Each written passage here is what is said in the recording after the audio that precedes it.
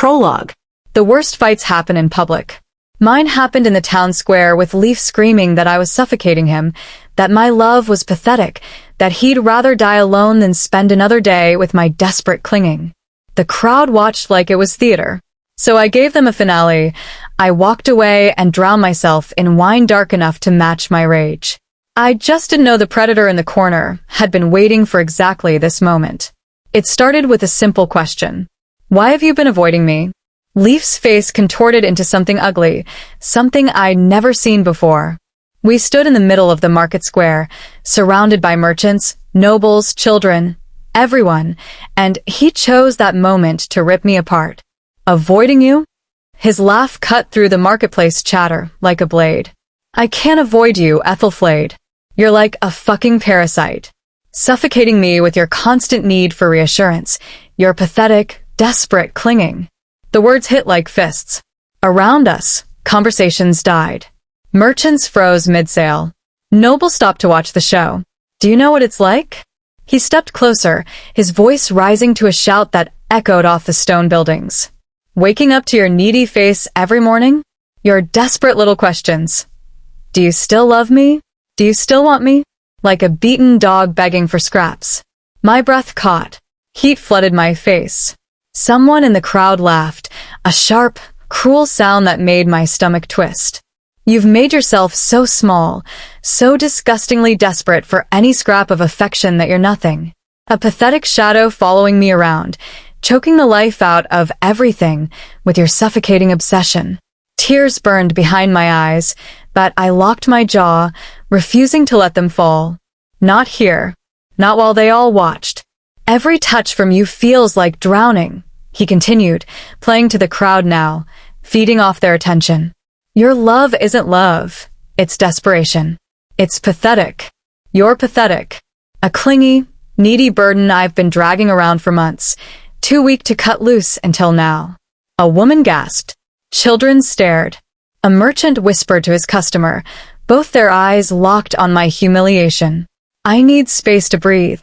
Leif's final words rang out like a pronouncement. Space away from your choking, desperate, suffocating excuse for love. We're done. I'd rather die alone than spend one more day being smothered by you. He turned and strode away, leaving me standing in the center of the square, while dozens of eyes dissected my shame. The whispers started immediately, hissing, slithering sounds that made my skin crawl. I didn't cry, didn't collapse, didn't give them the satisfaction. Instead, rage crystallized inside me, sharp, jagged, and bright. I turned with deliberate steps toward the rough district, toward the Red Boar Tavern where respectable women never went, where danger pooled in dark corners and violence simmered just beneath the surface. The door slammed open under my hand. The stench hit me first, spilled ale, unwashed bodies, something darker underneath. Dangerous men turned to stare, their eyes crawling over me like filthy hands. I felt their hunger, their speculation, and I didn't care. Let them look. Let them see the desperate, pathetic woman Leif had painted me as.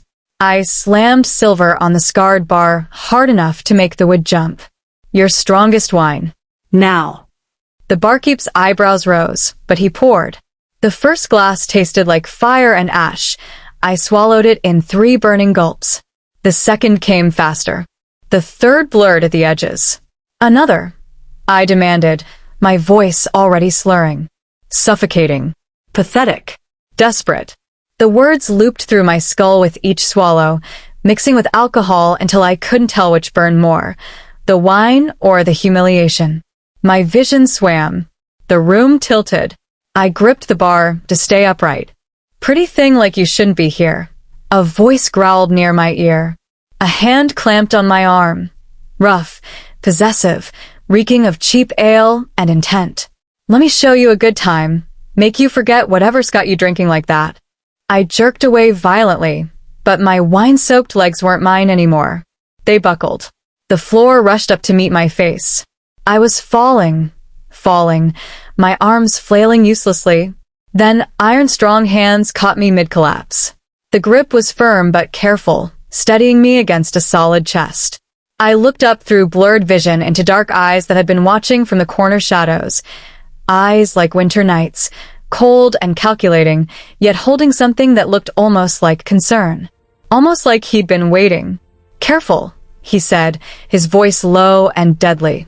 A command, not a suggestion.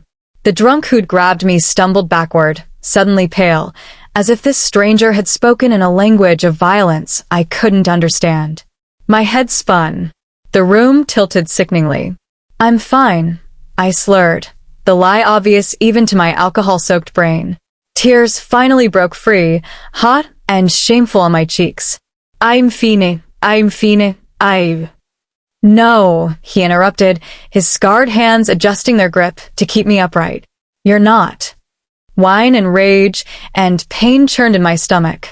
The stranger's face swam in and out of focus, handsome in a dangerous way, all sharp edges and controlled violence.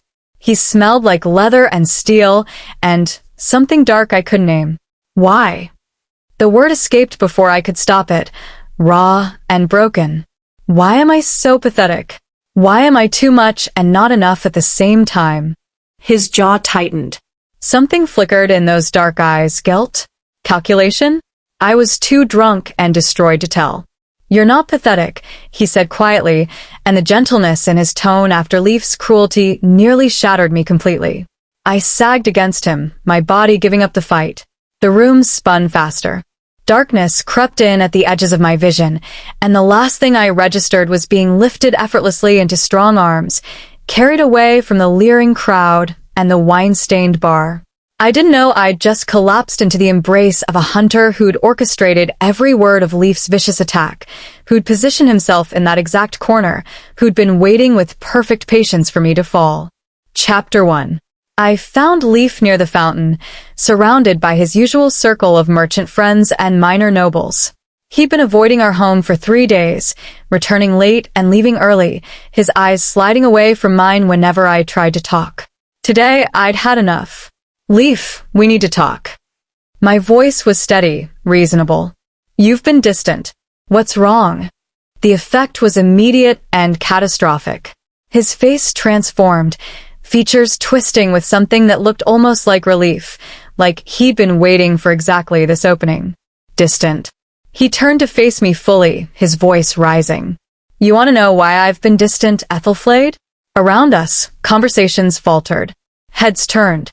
"Because I can't fucking breathe around you." The words exploded across the square. "You're suffocating me with your constant need for reassurance. Your pathetic, desperate clinging." My heart stopped. This wasn't a private conversation gone wrong. This was a public execution.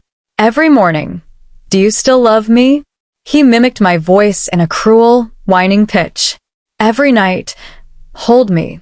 Tell me I'm enough. You're like a drowning woman pulling me under with you." Merchants abandoned their stalls to watch. Nobles paused mid-conversation. Even the street children gathered, sensing blood. "Leif, please." I reached for his arm. He jerked away like I'd burned him. "Don't touch me." That's exactly what I'm talking about. Your desperate need to always be touching, always be reassured, always be the center of attention. Heat flooded my face. My chest tightened until I couldn't draw a breath.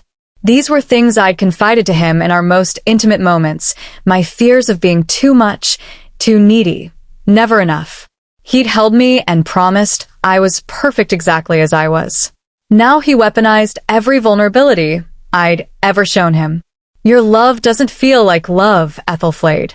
It feels like drowning, like being smothered by someone so desperately pathetic she'll debase herself for any scrap of affection." His voice carried across the entire square, bouncing off stone buildings. "You've made yourself so small, so disgustingly needy, that you're nothing. A shadow. A burden I've been dragging around, too cowardly to cut loose until now." A woman near the silk merchant's stall gasped audibly. 2 nobles exchanged knowing looks. I saw Lady Freya, who'd been friendly just last week, whisper behind her hand to her companion, both their eyes fixed on me with something between pity and contempt. "I need space," Leif announced to the crowd, playing to them now. "I need to breathe without your choking, suffocating, pathetic excuse for love crushing the life out of me. We're done. Finished." I'd rather spend my life alone than one more day being strangled by your desperate clinging. He turned and strode away, his boots echoing on the cobblestones. His friends followed, some throwing pitying glances over their shoulders. Not at me, at him, for having endured me so long. I stood frozen in the center of the square. Dozens of eyes dissected my humiliation. The whispers started, a hissing tide of judgment and speculation. Did you hear what he said? Poor man. No wonder he looked so exhausted lately. I always thought she seemed rather intense. Desperate, he called her. How mortifying. Tears burned behind my eyes, threatening to spill. My throat closed around a sob that wanted to escape. Every instinct screamed at me to run, to hide, to disappear into the shadows Leif claimed I already was. But something else rose through the shame, something sharp and cold and crystalline. Rage. Pure, clarifying rage that burned away the tears before they could fall. He'd done this deliberately. Chosen the most public venue possible. Used my deepest insecurities as weapons. Performed my destruction like theater for an audience of people who'd now forever see me as the desperate, pathetic woman he'd painted. I wouldn't give them tears. Wouldn't give them the broken, sobbing validation of his cruelty. Instead, I lifted my chin, straightened my spine, let the rage settle into my bones like armor. Then I turned, not toward home, not toward safety, but toward the rough district where smoke rose from questionable establishments and danger pooled in dark corners. Toward the kind of place respectable women avoided, where my already shattered reputation couldn't sink any lower. The Red Boar Tavern squatted at the end of a narrow street, its weathered sign creaking in the wind. I could hear rough laughter and breaking glass even from outside. Perfect. I pushed through the door into a wall of stench and noise. The conversations died as every head turned to stare at the highborn woman who just invaded their domain. I felt their eyes cataloging my fine dress, my unbound hair, the rage still burning in my face. Let them look. Let them see the desperate, suffocating woman Leif had created. Let them add their judgment to the pile. I had nothing left to lose and an ocean of wine to drown in. My fingers closed around the coins in my pocket as I walked toward the bar, each step deliberate and final. Behind me, the door swung shut, cutting off my last connection to the respectable world that had just watched me be destroyed. Good. I never wanted to go back anyway. Chapter 2. The Red Boar hit me like a physical assault, the reek of unwashed bodies, stale ale, and something darker underneath. Blood, maybe. Or worse. The door slammed shut behind me, cutting off the last thread connecting me to the respectable world that had just torn me apart. Every head turned. The conversations didn't just pause, they died completely. A dozen rough men stared at the highborn woman who'd just walked into their den, their eyes moving over my fine wool dress, my unbound hair, my face still flushed with rage and humiliation. I felt their assessment, their speculation, the predatory interest sparking in several pairs of eyes. I didn't care. I crossed to the bar with deliberate steps, my boots sticking slightly to the filthy floor. The barkeep, a scarred man with one milky eye, watched my approach with open suspicion. Your strongest wine. I slammed silver coins on the bar hard enough to make them ring. Now. His eyebrow climbed toward his hairline, but he reached for a clay bottle that looked like it had seen better decades. This ain't a place for ladies. Good thing I'm not feeling particularly ladylike. My voice came out harder than I intended, sharp with an edge I'd never used before. Pour. He poured. The wine hit the cup with a sound too thick to be anything but trouble.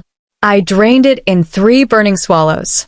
Fire scorched down my throat, into my chest, spreading through my veins like molten metal. My eyes watered. My stomach lurched. I slammed the cup down. Another. Girl, that wine'll put you on your... Another. The second glass went down faster. The burn felt good now, a physical pain to match the emotional wreckage inside me. Suffocating. Pathetic. Desperate. Each word Leif had screamed echoed in my skull, and each swallow tried to drown them. The barkeep poured a third without being asked. Smart man. By the time I finished the third glass, the room had started to blur at the edges. The conversations had resumed around me, but I felt the stares, the speculation. A highborn woman drinking herself into oblivion in the roughest tavern in the city. I'd be tomorrow's favorite gossip. Let them talk. They were already talking. Another, I said, but my voice slurred slightly on the word. The wine kept coming. Fourth glass. Fifth.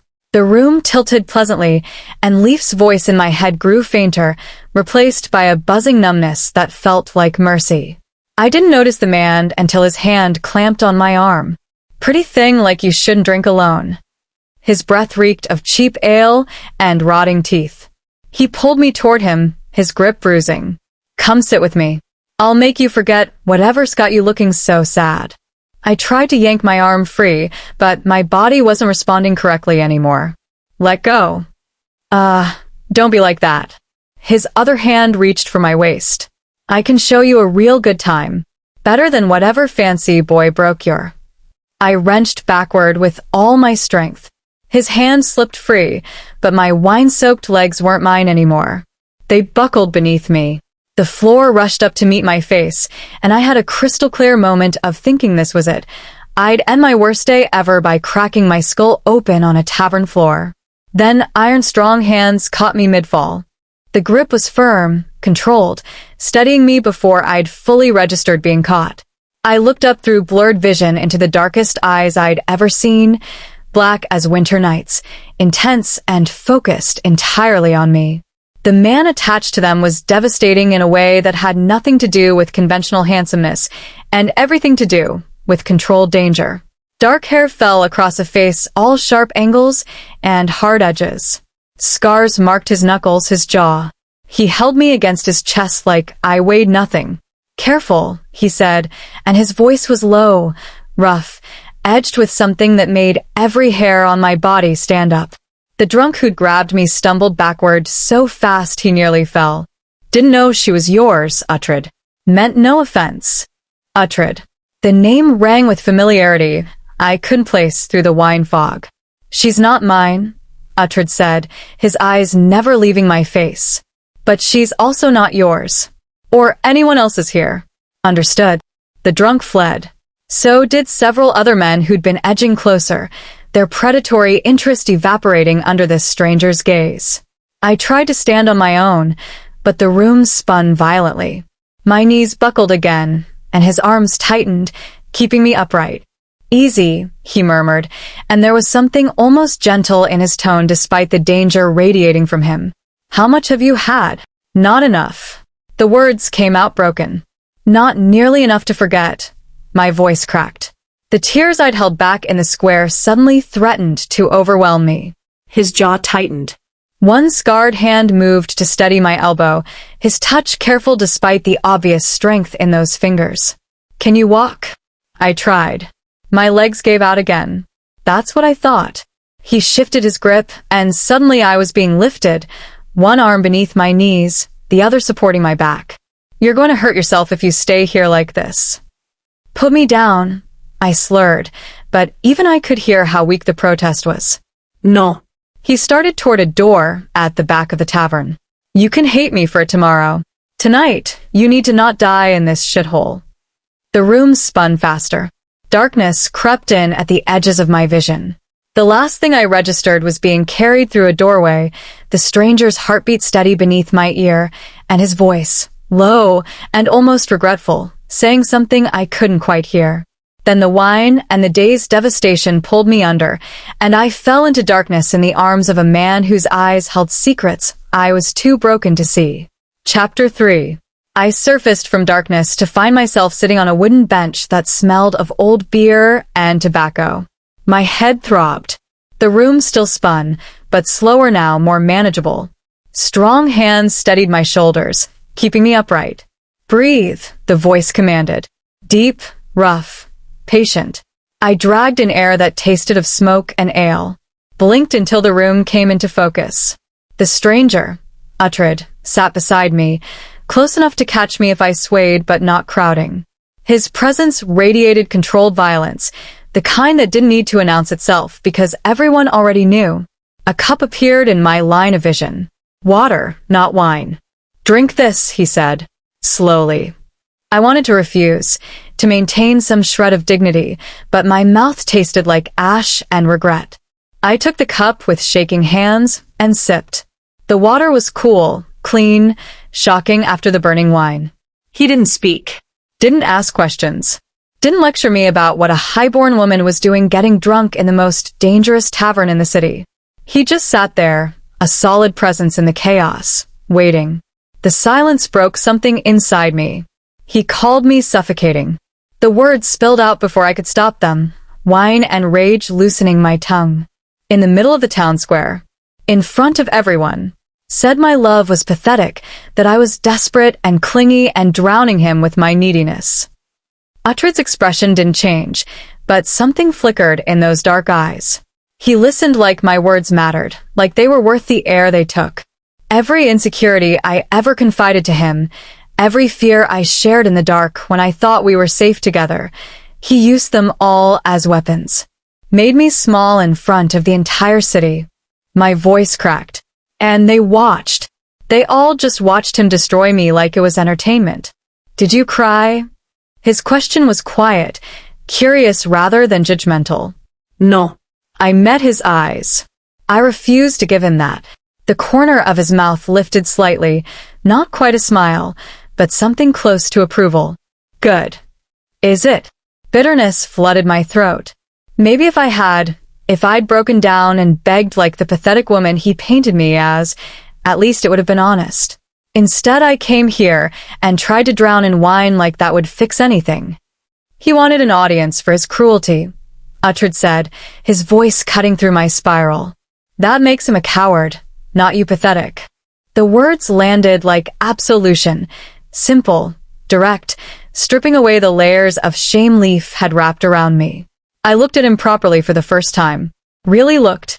Dark hair fell across a face that had seen violence and survived it, a scar through his eyebrow, another along his jaw, the kind of weathering that spoke of battles fought and won. His hands, resting casually on his knees, were scarred across the knuckles, the hands of someone who'd made a living with violence. He should have terrified me. Instead, I felt safer than I had in months. "You don't know me," I said. Maybe I am pathetic. Maybe everything he said was true. I know cowardice when I see it.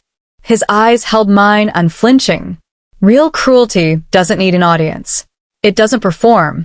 Your man wanted witnesses because he needed validation for what he was doing. That tells me everything about him and nothing about you. Something in my chest loosened. A knot I hadn't known was strangling me.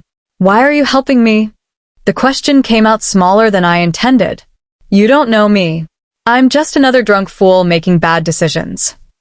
For a moment, something that might have been guilt crossed his features.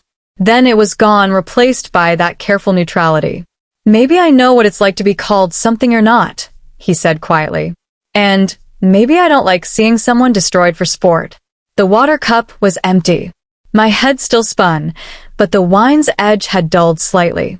I should thank him and leave, find my way home, face whatever tomorrow would bring. Instead, I heard myself ask, "What's your name?" "Your real name, I mean." "The drunk called you Uhtred." "That is my real name." He studied me with those dark, unreadable eyes. "And you are?" "Ethelflaed." It felt strange, giving my name to a stranger in a tavern after the day I'd had. Like crossing some invisible line. "Ethelflaed," he repeated, and the way he said it, careful, respectful, made it sound like something precious rather than the broken thing Leif had made it. "You shouldn't go home tonight. Not like this." He was right. I couldn't face my empty house, the bed I'd shared with Leif, the echoes of a future that had shattered. "I have rooms nearby," Uhtred continued. "You can have the bed. I'll take the floor. Nothing will happen that you don't want to happen." I should refuse. Should recognize this for the dangerous proposition it was. But his eyes held something I desperately needed, the promise that I wouldn't have to be alone with my devastation tonight. "All right," I whispered, and followed the stranger into the dark. Chapter 4. Uhtred's rooms were surprisingly clean, sparse, but organized in a way that spoke of military discipline. A narrow bed against one wall, a table with 2 chairs, weapons hung with careful precision. No personal touches, no souvenirs. The space of someone who didn't plan to stay long. "The bed's yours," he said, already pulling a blanket from a trunk. "I'll take the floor." "You don't have to," I started, but even standing required concentration. The wine still had its claws in me. Ido. His tone left no room for argument. Sleep. "We'll talk in the morning if you want." He turned away, giving me privacy to remove my boots and outer dress. I collapsed onto the bed still half-clothed, too exhausted and drunk to care about propriety. The pillows smelled like leather and steel and something I couldn't name, something distinctly him. For a while, I just lay there in the dark, listening to Uhtred settle on the floor, his breathing steady and even. The wine's numbing effect was fading, and in its place came the crushing weight of what had happened. Leif's words echoed in the silence. Suffocating. Pathetic. Desperate. The first sob caught me by surprise. A raw, ugly sound I'd held back for hours. Then another. Then I was crying in a way I'd never let myself cry before, great heaving gasps that shook my entire body. All the humiliation, all the shame, all the months of trying to be smaller and quieter, and less until I'd nearly disappeared, it all came pouring out. Uhtred didn't try to comfort me, didn't offer empty platitudes or tell me it would be all right. He just stayed where he was, a steady presence in the darkness, and somehow that made it safe to break completely. Eventually, the sobs subsided into hiccups, then exhausted breathing. He made me feel like loving too much was a crime. I said into the dark, my voice hoarse. Like needing affection made me broken. So I tried to need less. Be less. Until I didn't recognize myself anymore. Silence.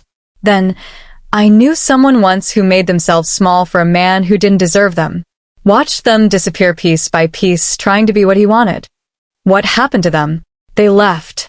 Eventually, realized that shrinking yourself for someone else just leaves you with nothing when they're gone anyway. I turned my head toward where his voice came from. Did they regret it? Leaving? No. His voice was certain in the darkness. They regretted staying as long as they did. Something about his words settled into my chest, not comfort exactly, but understanding. Permission, maybe, to stop blaming myself. I don't know who I am anymore, I admitted. I spent so long trying to be less that I forgot what more felt like. You'll remember. There was something almost sad in his tone. Some things you can bury, but they don't die. They just wait. We fell silent again. My eyes grew heavy, exhaustion and wine finally dragging me toward sleep. Uhtred, I murmured. Yes, thank you. For not making me face tonight alone. Another pause. When he spoke, his voice was rough. Sleep, Ethelflaed. I drifted off to the sound of his breathing, feeling safer than I had in months despite knowing nothing about the dangerous stranger who'd given me shelter. I didn't see him rise once my breathing evened out into sleep. Didn't see him move to the table and light a candle with careful quiet.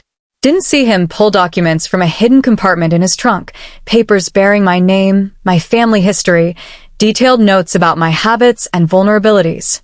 Didn't see the expression on his face as he looked from those documents to my sleeping form, something between tenderness and guilt, between duty and something that might have been regret. Didn't see him trace a finger over a royal seal or read the mission parameters one more time. Isolate the target. Gain her trust. Deliver her to court. Ensure compliance. Didn't see him pause over a notation in the margin. Leif compensated. Public breakup executed as planned. Target responding exactly as predicted. I slept peacefully, unaware that the man who'd saved me had orchestrated every moment of my destruction, that his kindness was part of a larger design, that I'd fallen into a trap more sophisticated than anything I could imagine. And Uhtred watched me sleep, his jaw tight, wondering when exactly his carefully planned mission had started to feel like betrayal. Chapter 5. 3 days became a week. A week became 2. I kept telling myself I'd leave tomorrow, return to face my ruined life, but tomorrow never came. Uhtred's quarters became my refuge, a place where Leif's words couldn't reach me, where the city's gossip felt distant and unimportant. We fell into an easy rhythm. He'd leave in the mornings for work he never quite explained, return in the afternoons with food and wine, and we'd talk until the candles burned low. He was different from anyone I'd known. Intelligent in a way that had nothing to do with formal education.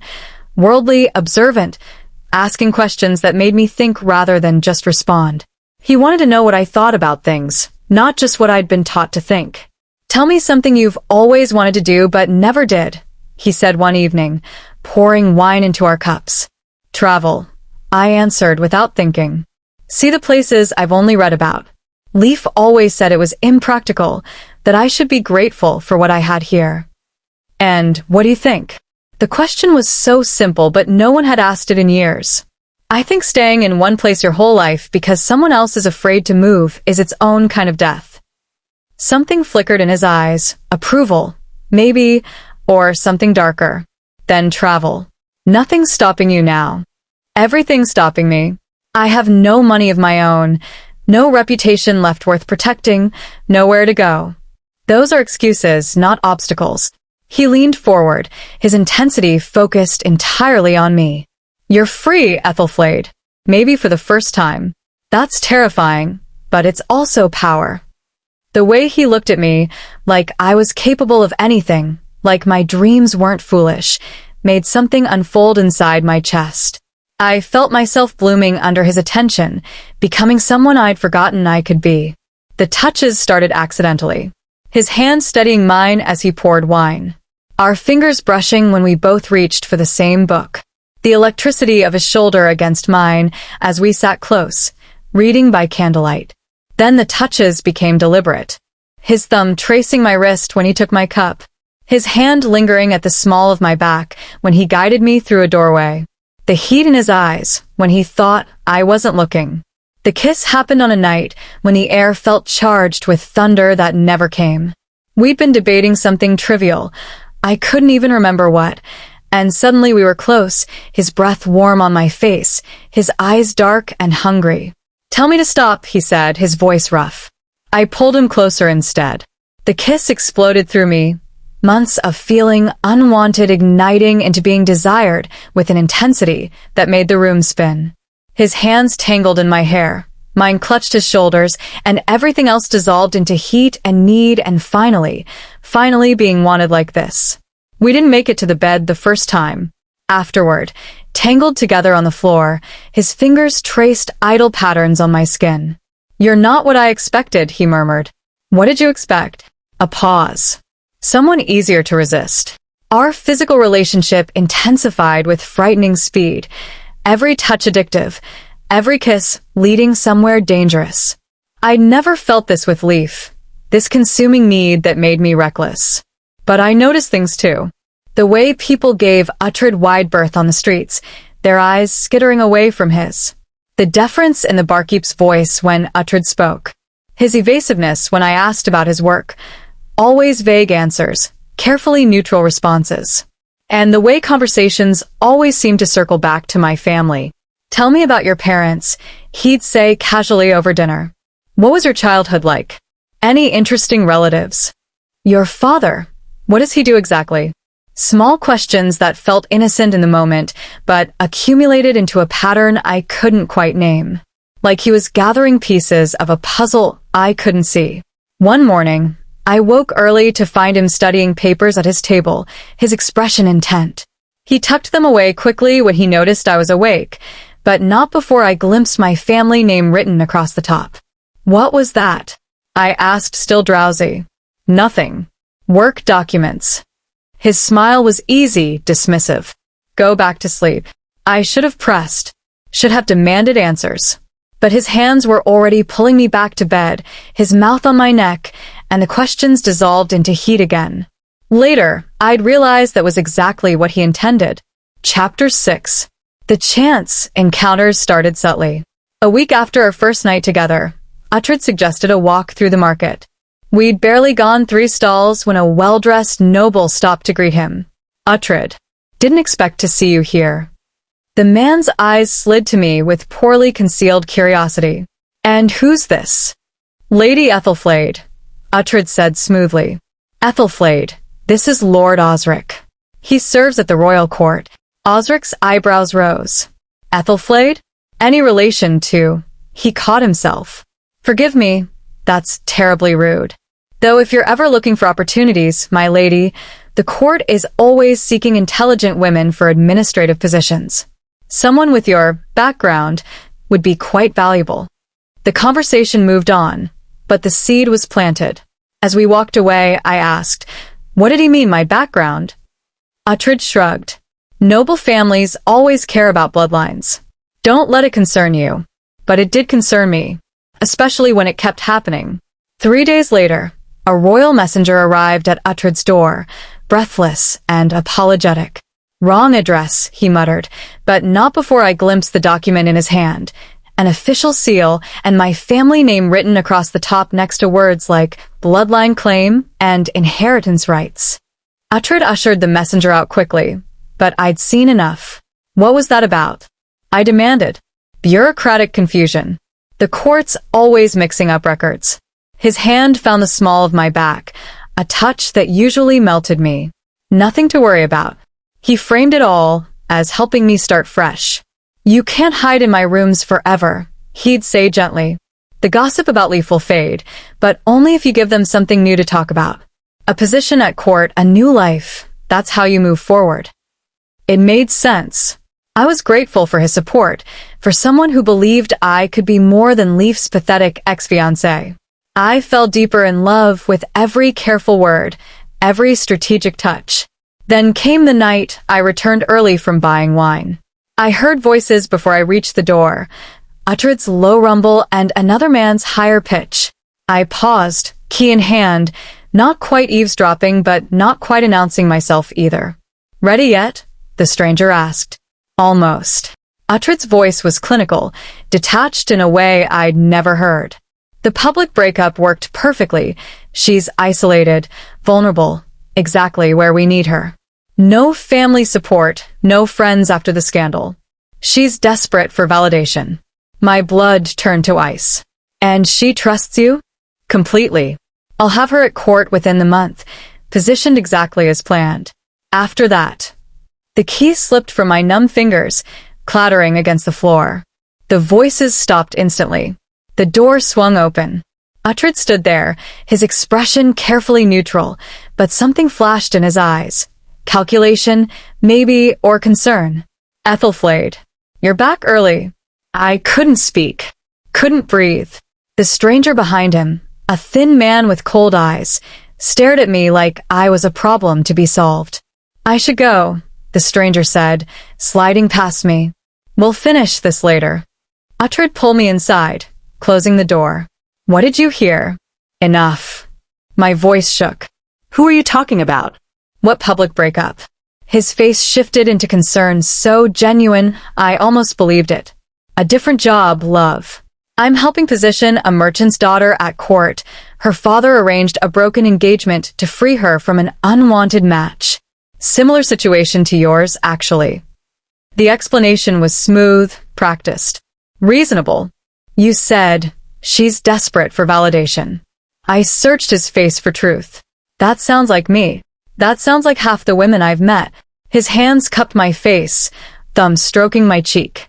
I would never manipulate you, Ethelflaed. Everything I've done has been to help you heal, to help you see your worth. I wanted to believe him, needed to believe him.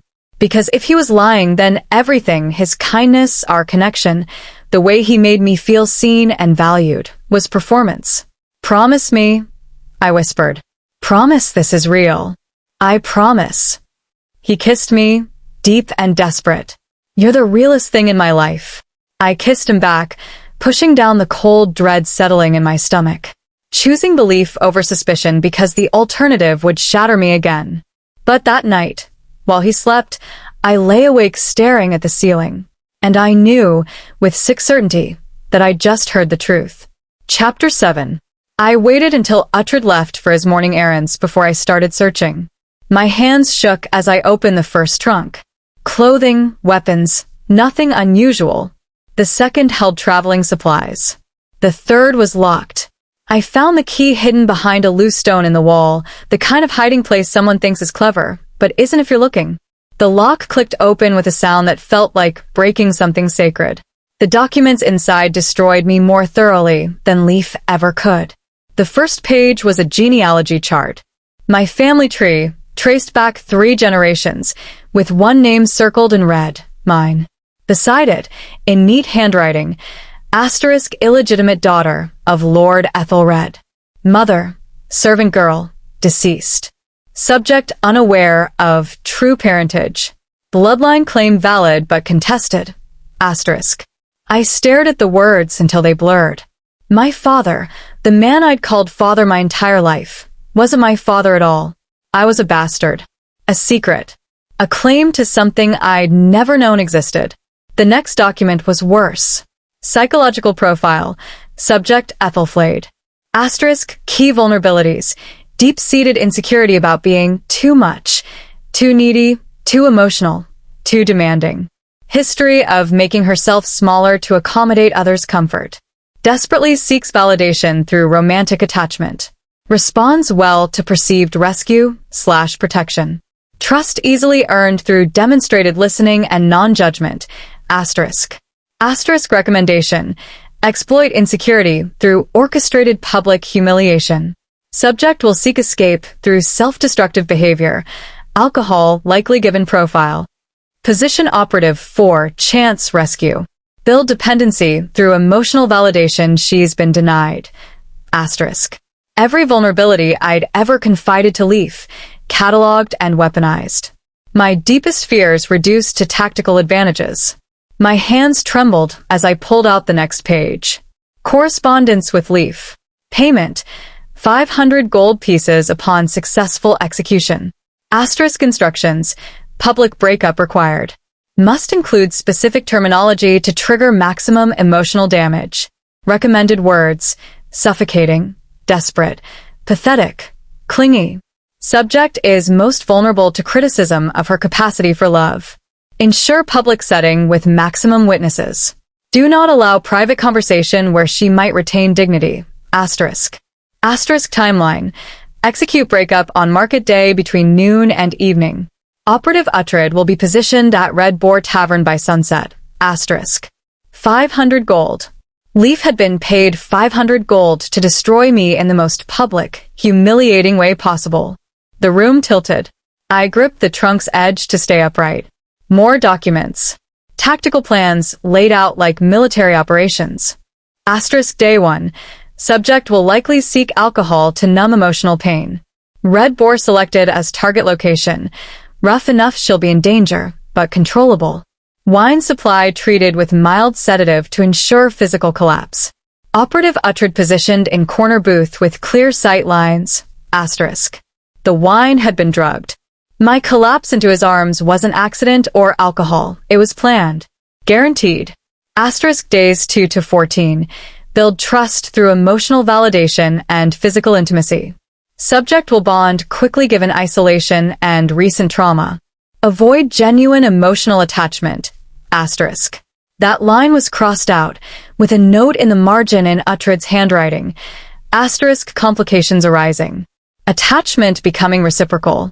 Proceeding as planned, but monitoring personal response. Asterisk.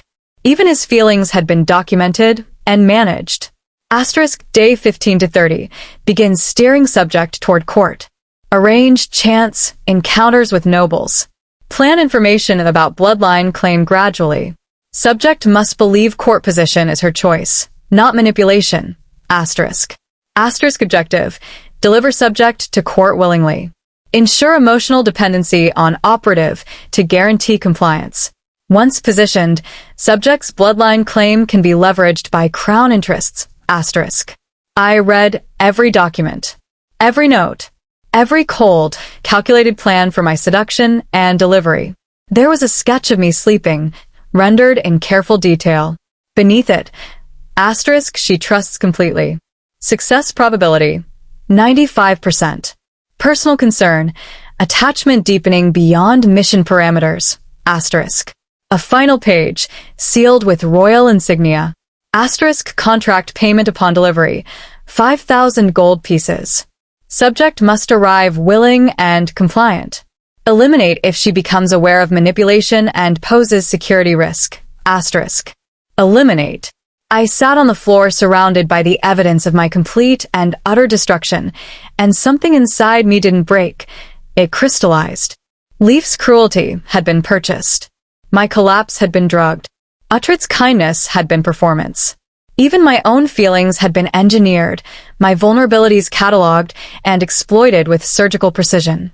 I'd been a puppet dancing to strings I never saw, but puppets could cut their own strings. I carefully returned every document exactly as I'd found it, locked the trunk, replaced the key. When Uhtred returned an hour later, I was sitting calmly at the table, reading a book. "Good morning," he said, kissing my temple. "Miss me?" "Terribly." I lied, and smiled like my heart wasn't a cold, calculating stone in my chest. If they wanted to play games, I'd show them what a desperate, pathetic woman could do when she stopped playing victim and started playing chess. Chapter 8. For 3 days I was the perfect victim. I laughed at Uhtred's jokes, melted into his kisses, asked his advice with wide, trusting eyes. I played the role they'd written for me so flawlessly that even I almost believed my own performance. At night, while he slept, I studied.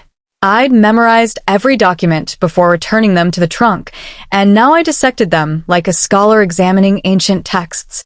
The conspiracy had layers, multiple factions vying for control of my bloodline claim, each with different endgames.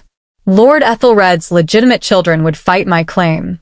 The crown wanted leverage against Ethelred's power. Smaller nobles saw opportunity in the chaos, and they'd all assumed I'd be too broken, too desperate, too pathetic to see the board they were playing on. That was their mistake. My suffocating neediness had made me seem weak, easily manipulated through emotional validation. They'd built an entire operation on the assumption that I'd remain the small, desperate woman Leif had painted me as. But desperate women have nothing left to lose, and that makes them dangerous. I began writing letters in the hours before dawn, using Uhtred's own supplies. Not begging missives from a bastard seeking recognition, but calculated offers from someone holding valuable information. "Lord Osric," I wrote. Asterisk, you mentioned the court values intelligence. I possess information regarding certain bloodline disputes that multiple parties would prefer remain private. Perhaps we should discuss what such information might be worth to someone positioned as you are. Asterisk. To Lady Freya, who'd whispered about me in the square. Asterisk, I understand you have certain ambitions at court that Lord Ethelred's faction currently blocks. I may have leverage that could shift that balance. Shall we talk? Asterisk. To the Crown's Chancellor. Asterisk, you're trying to control a situation you don't fully understand. I'm the situation. We should negotiate directly. Asterisk. I presented myself not as a pawn begging for position, but as a player with pieces they needed. I hinted at knowledge without revealing how much I knew. I offered alliance, not supplication. The responses came faster than expected. Osric wanted a meeting. Freya sent a guarded but interested reply. The Chancellor's message was terse. Name your terms. I was building my own web while they thought I was caught in theirs. You seem different lately, Uhtred observed one evening, his eyes searching my face. Happier, maybe? I am happy. I kissed him deeply, putting just enough desperate need into it. You've given me so much safety, confidence, a future. I don't know how to thank you. Something flickered in his expression. Guilt? Regret? I didn't care anymore. The court position Osric mentioned. I continued, playing my part perfectly. Do you think I should pursue it? I don't want to presume, but maybe it's time I stopped hiding here with you. I think, he said carefully, that you'd be extraordinary at court. But only if you're ready. I'm ready. I held his gaze, let him see trust and affection and gratitude, all the emotions they'd taught me to perform. Thanks to you, I finally feel ready to be seen again. He pulled me close and I let him think he'd succeeded. Let him believe the desperate, suffocating woman had transformed into a confident asset he could deliver as planned. While I memorized the guard schedules he'd mentioned, noted which nobles he contacted, and when, cataloged every piece of information he unknowingly fed me. At night, wrapped in his arms, I'd trace patterns on his chest and ask innocent questions. Tell me about court politics. I'm so nervous about navigating it. What are the major factions? I don't want to accidentally offend someone powerful. Lord Ethelred. I've heard he's formidable. What's he like? Uhtred answered readily, thinking he was preparing his asset, never realizing I was gathering intelligence on everyone who decided to use me. 2 weeks after finding the documents, I had a complete map of the conspiracy. Every player, every motivation, every weakness. They'd built their trap with precision, studying me like an insect under glass. Now I'd study them the same way. And when I walked into that court, I wouldn't be the pathetic bastard they expected. I'd be the woman who'd turned their own game against them, who'd learned that being underestimated was the most powerful position of all. Uhtred thought he was delivering a pawn. He had no idea he was unleashing a queen. Chapter 9. The royal gathering glittered with enough wealth to feed a city for a year. I entered on Uhtred's arm, wearing a gown he'd purchased, deep crimson, like blood or wine or vengeance. Every eye tracked my movement. The bastard daughter. The desperate ex-fiancé. The woman who'd collapsed drunk in the roughest tavern in the city. Let them look. They had no idea what was coming. You're nervous, Uhtred murmured, his hand warm at my waist. Terrified, I lied and squeezed his arm like I needed his strength. Lord Osric approached first as planned. Lady Ethelflaed. How delightful you could attend. Lord Osric. I smiled graciously. I've been meaning to speak with you about certain bloodline matters. The room's ambient noise shifted, conversations pausing, attention sharpening. I'd position myself near the center of the hall deliberately. If I was going to detonate my life again, I'd do it where everyone could watch. I've recently learned, I announced, my voice carrying across the sudden silence, that I am the illegitimate daughter of Lord Ethelred, a bastard with a valid bloodline claim. Gasps rippled through the crowd. Lord Ethelred went pale. His legitimate children looked murderous. But that's not the interesting part. I produced the first document from my sleeve, copied in my own hand, verified by 3 separate sources I'd cultivated. The interesting part is how many of you knew before I did, and how you decided to use that information. I turned slowly, meeting eyes around the room. Lord Osric, you've been negotiating with the crown to leverage my claim against Ethelred's faction. Lady Freya, you plan to use my legitimization to discredit your rivals. Chancellor Godric, you orchestrated an entire conspiracy to ensure I arrived at court vulnerable and controllable. The room erupted in denials and accusations. Perfect. I have documentation. I continued calmly, producing more papers. Correspondence. Payment records. Tactical plans. Would you like me to read them aloud, or shall we discuss this privately like civilized people? The chaos intensified, conspirators turning on each other, exactly as I'd planned. Then Leif pushed through the crowd. Ethelflaed. His voice dripped with false concern. Thank God you're safe. I've been so worried. Have you? I turned to face him fully. Worried about the woman you called suffocating and pathetic in the town square? The desperate, clingy burden you publicly destroyed. I had to. He reached for my hand. I pulled away. I was protecting you from exactly this, from court vultures who'd use you. I made myself the villain to keep you safe. The audacity was almost impressive. You were paid 500 gold pieces, I said clearly, to trigger a public breakup using specific terminology designed to exploit my deepest insecurities. Would you like me to quote your instructions? Subject is most vulnerable to criticism of her capacity for love. His face drained of color. You weren't protecting me, Leif. You were selling me. And now that I'm valuable, you want back in. I stepped closer, my voice dropping to something sharp enough to cut. But I'm not the pathetic, desperate woman you painted me as. I never was. You were just too weak and greedy to see anything else. You don't understand. I understand perfectly.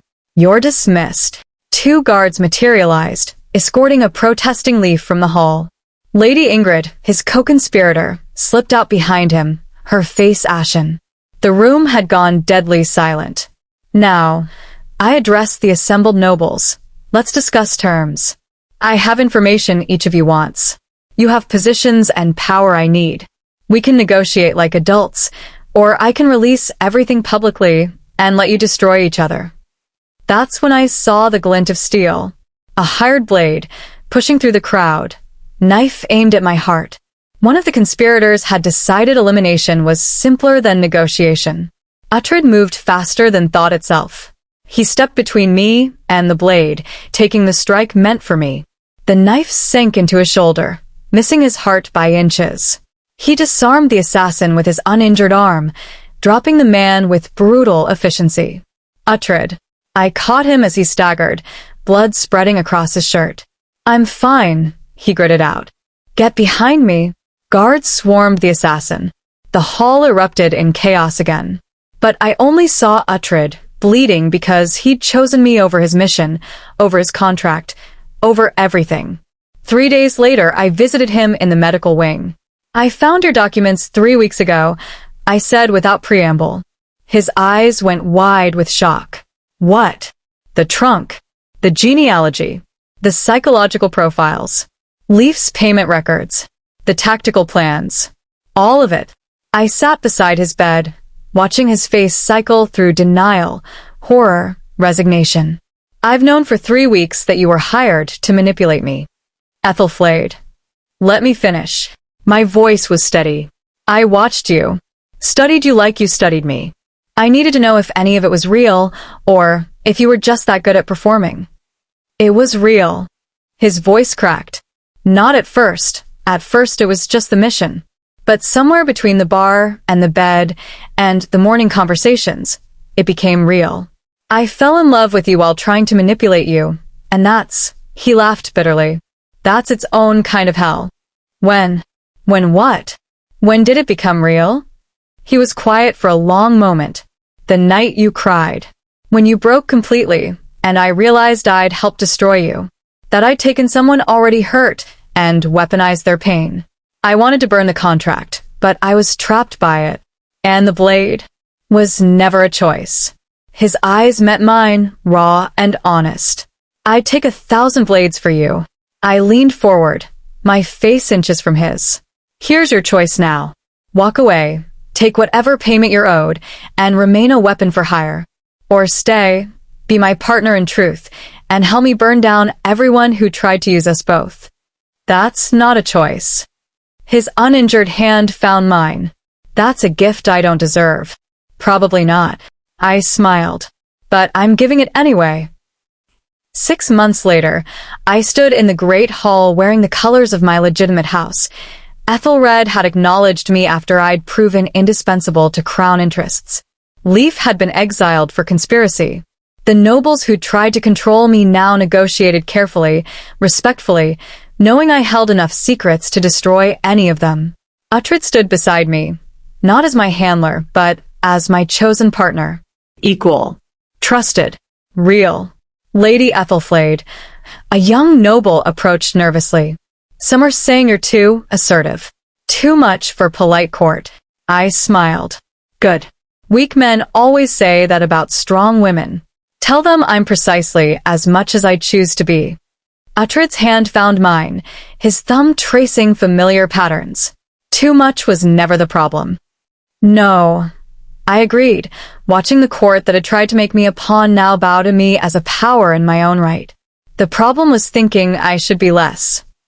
I'd been called suffocating, pathetic, desperate. I'd been manipulated, drugged, studied like an insect. And I'd turned it all into power. Because the greatest mistake they'd made wasn't underestimating me. It was teaching me exactly how their game was played.